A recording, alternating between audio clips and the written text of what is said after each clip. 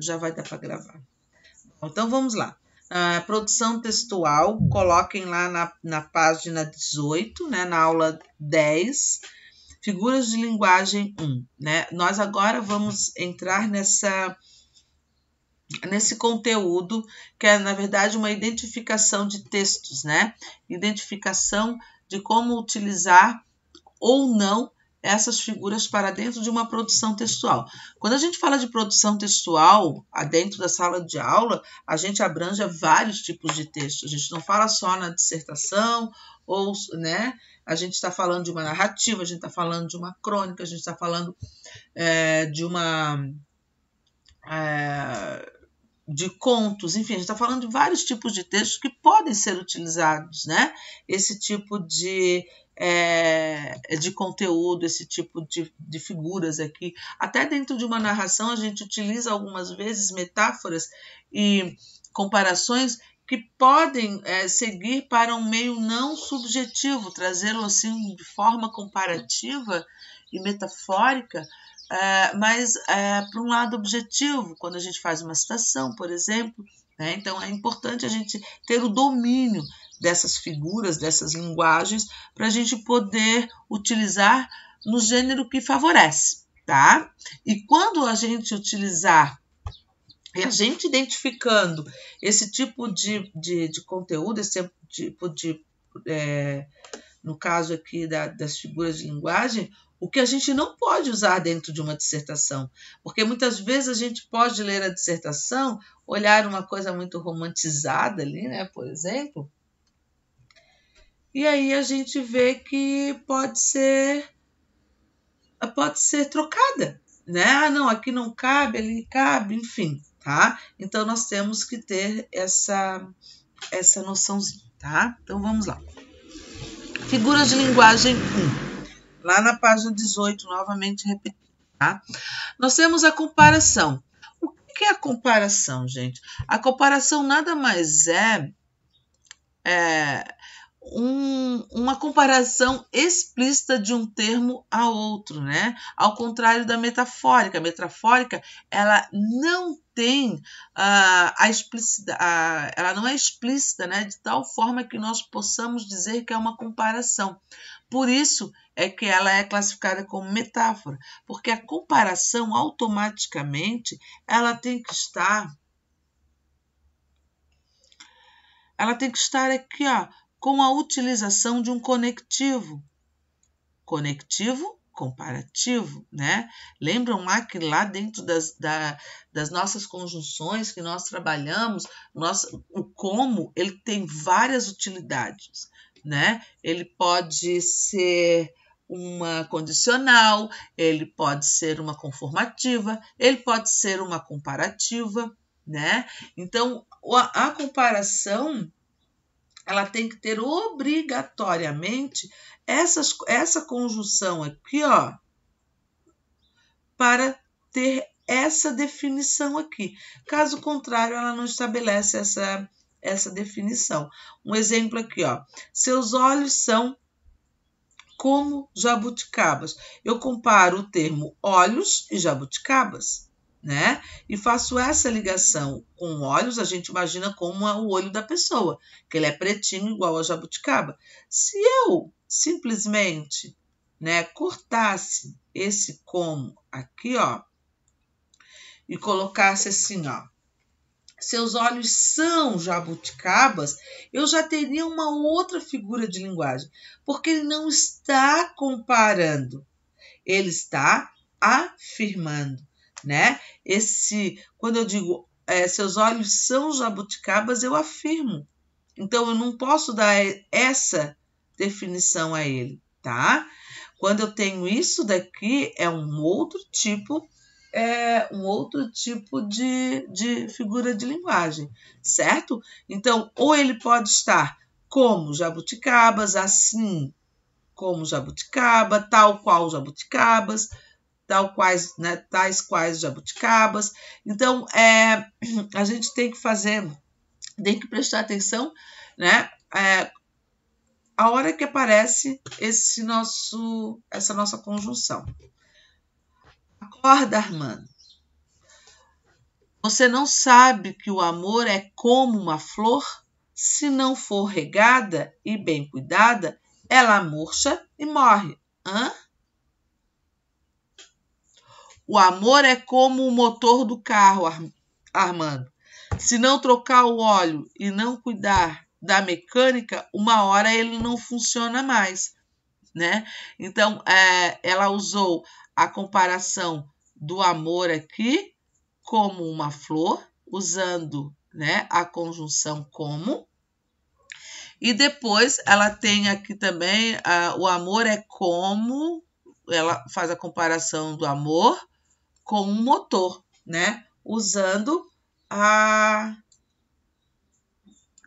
conjunção como, certo? Entenderam até aqui? Certinho? Tranquilo, né? Então vamos lá. A metáfora. Sim. A metáfora representa uma comparação de palavras com significados diferentes. Uma comparação de palavras com significados diferentes, cujo termo comparativo fica subentendido na frase, diferente do como, né? A metáfora aqui, ela simplesmente vai dizer vai falar, vai afirmar, né? Lembram aqui? Se eu digo, teus olhos são jabuticabas, eu tenho uma metáfora. Se eu tiro o como aqui, como eu estou fazendo aqui, certo? Ó, eu tenho jabuticabas, mas eu posso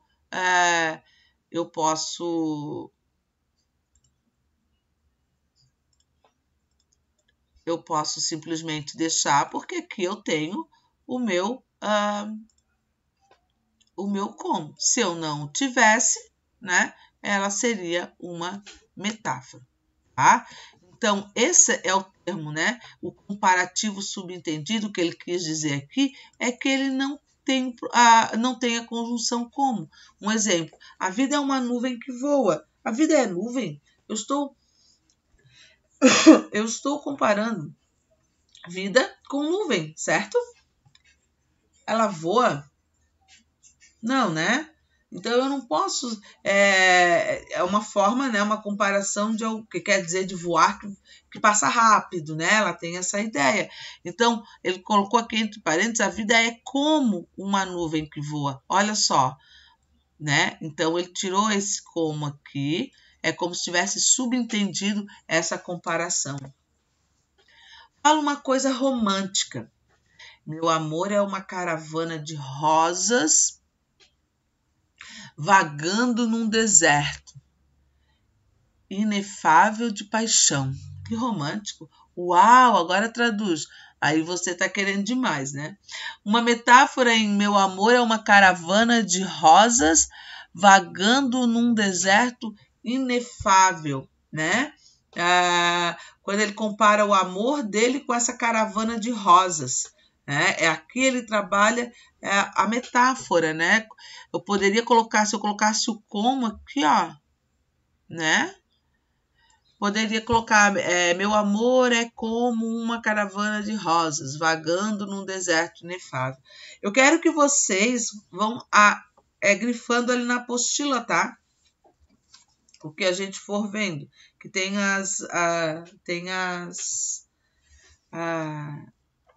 os exemplos ali também, para vocês irem analisando. Se tiverem qualquer dúvida, depois me avisem, tá? Prosopopeia. Botei aqui propositalmente, tá? Prosopopeia ou personificação. É a atribuição de qualidades e sentimentos humanos aos seres irracionais. O jardim olhava. Eu dei vida ao jardim. O jardim olha, gente. Não, né? Então, o jardim olhava as crianças sem dizer nada. Eu dou vida a coisas inanimadas. É a mesma coisa quando eu falei para vocês, lembram lá, que a gente trabalhou Carlos Drummond de Andrade ontem, do bonde cheio de pernas, que eu chamei exatamente a atenção de vocês quando ele falou que tem pernas amarelas, pretas, brancas, né? Que ele brincou ali, né? Da questão da miscigenação, né? Então,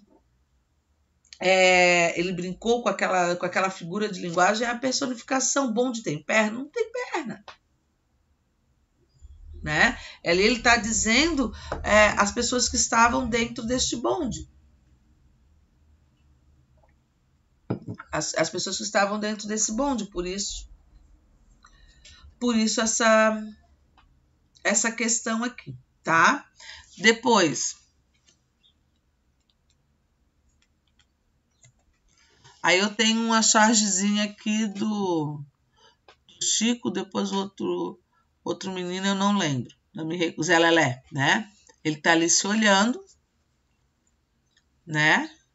Ele tá ali se admirando no espelho. Aí vem o Chico Bento e diz, tá se olhando no espelho, Zé Lelé? Eu não. Aí o Chico olha com aquela carinha dele bonitinha, né? Assim, ele é que tá me olhando. Então, o espelho não olha, né? Ali, essa personificação do objeto aqui, em dizer que ele estava olhando ele, não, né? Então, isso aqui é a personificação e é a prosopopeia. A personificação é expressa na última parte do quadrinho, que é essa parte aqui, né? Onde o Zé Lelé afirma que o espelho está olhando a ele. Assim, utilizou-se uma característica dos seres vivos, que é o olhar, que é o que a gente faz. Há um ser inanimado, que é o próprio objeto ali, que é o espelho, tá? Então, tudo que é um objeto relacionado ao ser humano, né, a gente tem essa ideia de prosopopeia ou personificação. A catacrese. A catacrese representa o emprego impróprio de uma palavra por não existir outra específica, tá? Ali na apostila, lá na página 19, tem a catequese, eu ia falar. A catacrese é 1, 2, 3. O terceiro parágrafo tem bem um exemplo claro ali, só para ficar mais fácil para vocês, tá? Podem grifar ali para entender melhor a caracterização dessa figura de linguagem. Quando eu digo que eu apresenta, né, um emprego impróprio de uma palavra por não existir outra específica. Não tem outra para colocar no nome a não ser essa, né? Ou é um nome especificado, assim, muito longo para definir aquela parte do objeto, enfim. Embarcou há pouco no avião. Embarcar é colocar-se a bordo de um barco. Então, barcou, tá? Barco, embarcou. Então, embarcar não é no avião, né? E sim num barco. Mas ele utiliza essa forma para mostrar, utiliza esse termo, né? Para designar que ele entrou no avião, né? Mas como não há um termo específico para o avião, eles utilizam o embarcar. Então, a catacrese apresenta aqui, dessa forma aqui. Lá na apostila, nós temos a figura de linguagem em si bem mais fácil de compreender. Essa daqui, a gente pode... imagino que vocês utilizassem isso daqui numa dissertação, um texto objetivo, né? Então, vocês não saberiam, eu coloquei propositalmente essa expressão para que vocês soubessem de fato que vocês estão vivenciando ali, escrevendo ali, né? O que vocês estão escrevendo ali para essa questão, tá? Deixa eu colocar. Aí, colocaram lá, grifaram lá como da parte da catacrese, o exemplo. A asa de xícara, a asa do bule, boca do túnel, dentre outros, o pé da mesa, o braço do sofá, dente de alho, cebola de cabeça, né? Tem várias formas que a gente utiliza no nosso dia a dia que nós nem nos damos conta, né? Que utilizamos isso como uma figura de linguagem. Aí aqui nós temos uma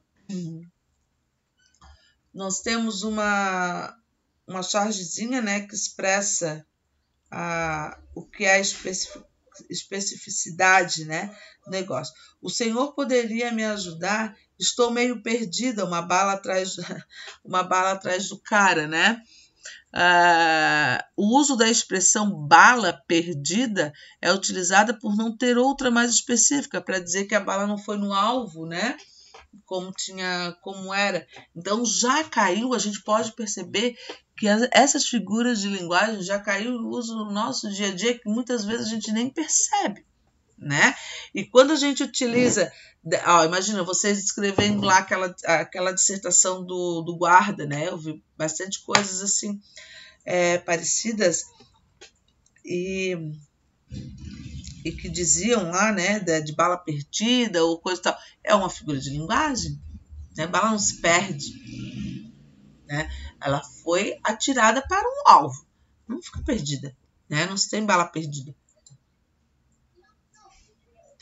Tá certo? Depois, metonímia. A metonímia é a transposição de significados considerando parte pelo todo, ou autor pela obra, né? Ou dentre outras coisas, né? A parte pelo todo a gente faz ou a marca pelo produto, tem vários tipos de metonímia aqui, né? Se nós formos designar, certo? Quando eu digo ali, ó, costumava ler Shakespeare, nós não vamos pegar o Shakespeare, colocar na nossa frente e lê-lo. Isso nos subentende que costumava ler as obras de Shakespeare, né? Olha só tudo o que foi retirado aqui, né? Então, quando a gente faz isso daqui, ó, a gente está utilizando a metonímia, que é o autor pela obra, tá? Deixa eu ver como é que tá aqui na apostila o exemplo, para vocês grifarem. Ai, que pouquinho. Lá embaixo. A apostila de vocês só para... Para na metonímia ali, embaixo, né? Sim. E não tem um exemplo legal. Vamos trabalhar essa ideia, mas eles não trabalham essa ideia, né? Sei lá, não tem um exemplo legal, né? Ai, meu Deus, só um pouquinho. E aí, então, ali não tem um exemplo, então. Tá. Então, vamos lá pelo meu aqui, tá? Então, esse daqui é o autor pela obra. Vamos supor assim, ó. Tô morrendo de fome, vou comer um prato de macarrão. A gente não come o prato de macarrão. A gente come o macarrão que está no prato. É o conteúdo. A gente fala que é o conteúdo pelo... que é o conteúdo, assim, né? Não é o objeto. Depois tem uma outra também que a gente fala que é... Deixa eu ver se eu coloquei no exemplo aqui. Não coloquei, mas tem várias... mãe, vou comprar Bombril. Não tem Bombril, só tem outro. Pode ser. Aí já é o produto. Comprei Bombril, mas eu não comprei o Bombril. Comprei o Assolan, por exemplo, né? Não é o produto pela marca, certo? Vou comer Nescau. Não precisa ser um Nescau. Já estou lá botando todinho ou alguma coisa. É um achocolatado e a gente faz a marca pelo produto. Quem aqui nunca fez isso, né? Eu lembro que na minha casa, assim, é uma situação engraçada, que a minha mãe sempre pedia para eu comprar mods para ela ir no mercadinho ali perto de casa para comprar mods. Aí eu chegava lá e eu disse, não, mas não tem. Como não tem? Aí ela ia comigo, está cheio aqui. Eu ia pela marca, não tinha, mas ela entendia que mods era o absorvente e não a marca. E o mods, na verdade, é uma marca, né? E ficou, né? Várias pessoas utilizam dessa forma hoje. Hoje é que a gente muda um pouquinho, né? A gente diz, é um absorvente, é isso, aquilo. Mas não. Mas antigamente era marca, porque como não tinha muitas opções, ficou marcado, né? Isso em uma geração. Ali nós temos o exemplo, né? Meu pai tem 800 cabeças de gado. E o seu? Meu pai tem 800 cabeças de gado. E o seu? O meu pai só tem um boi, mas ele tá inteirinho. Ali ele está falando que tem várias só as cabeças, né? Enquanto ele tem um boi, ele está falando a parte de um todo. Cabeças de boi dá a entender que eu tenho só as cabeças, né? Mas a ideia é que tem um monte de bois, né? O uso da metonímia que substitui o vocábulo boi por cabeças de gado, né? Engraçadinho. Então vamos lá. Atividade de fixação. Queria que vocês peguem aí a apostila de vocês, tá? Eu quero que vocês analisem toda essa questão aí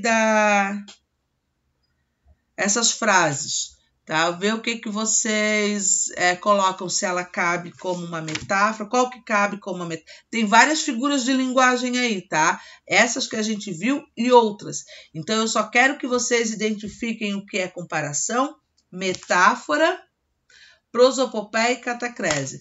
Vamos lá, eu quero ver quem pode fazer. Vou esperar, dá uns minutinhos.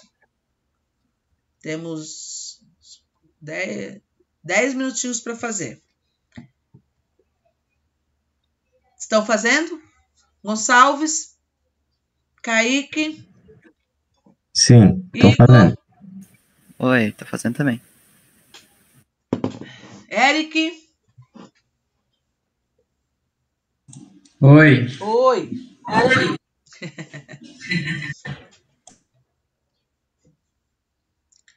A Samarita, o Léo, Lelê.